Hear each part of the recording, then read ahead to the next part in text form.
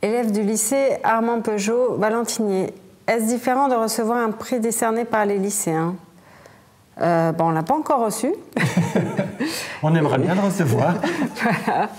Après, ce serait très classe. Hein. C'est pas encore forcément des adultes. Je pense que quelque part, il y a une espèce de sincérité aussi dans leur goût, dans leur approche. Et peut-être qu'en ça, c'est différent aussi. Oui, c'est le fait que ce soit des lecteurs, en fait. C'est pas des journalistes, c'est pas des critiques, c'est pas des libraires qui sont dans le métier de la bande dessinée qui décernent des prix, c'est juste des lecteurs. Et ça, il n'y a pas beaucoup de prix de lecteurs de bande dessinée. Donc oui, en ce sens, c'est différent.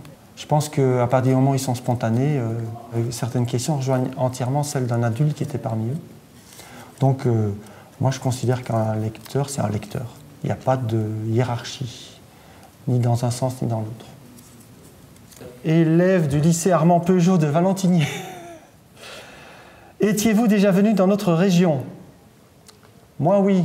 Il y a eu un salon de bande dessinée à Montbéliard et je suis déjà venu au moins, je pense, 2 fois à ce salon.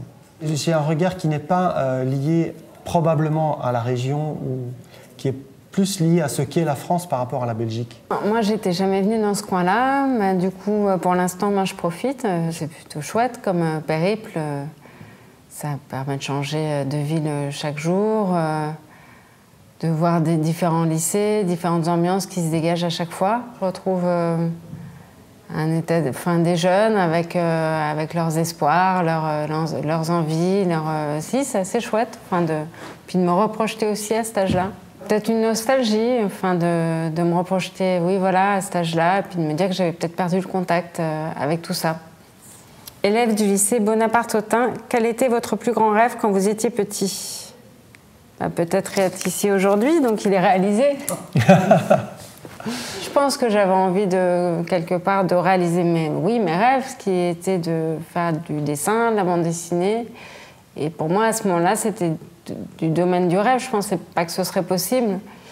Donc le fait d'être ici, d'en parler, voilà, je me dis c'est réalisé. J'y suis. Il faut que j'en profite. Les élèves du lycée Louis Davier de Joigny. Qu'avez-vous ressenti quand vous avez été sélectionné pour l'échappée littéraire? Moi, ça m'a fait très plaisir. J'étais assez fière. Hein. C'est vrai que c'était une bonne nouvelle. Donc, ça a fait chaud au cœur.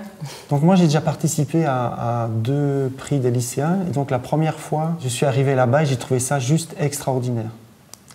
Quand la deuxième fois, on nous a dit pour tel album, vous êtes pris pour un prix des lycéens, j'ai bondi de joie.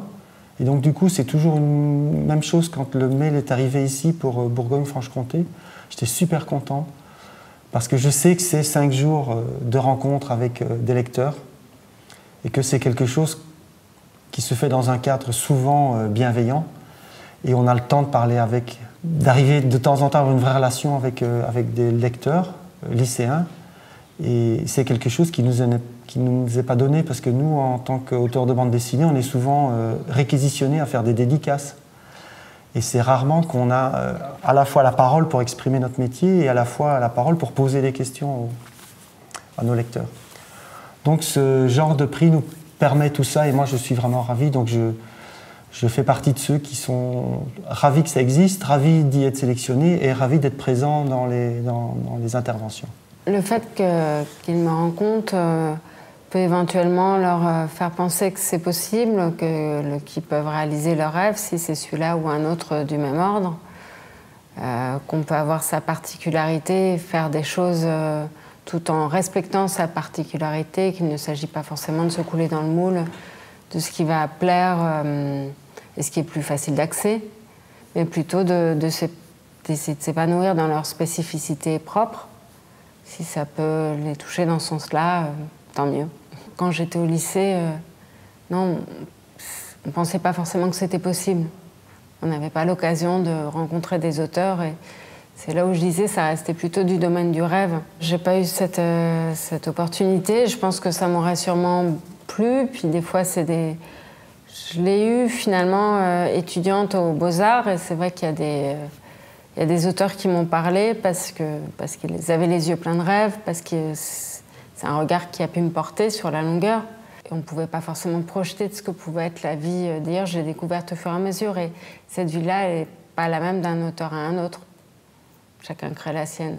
Et est-ce que j'ai projeté sur eux? Certains, dans le regard, par rapport aux questions, j'ai pu avoir l'impression que ça pouvait éventuellement les toucher plus. Alors après, est-ce que c'est leur projection, les miennes, je ne sais pas. Alors, élève du lycée Pierre-Gilles de Gênes de Caunes, que pensez-vous de la sélection de livres pour l'échappée littéraire? Vous ont-ils plu?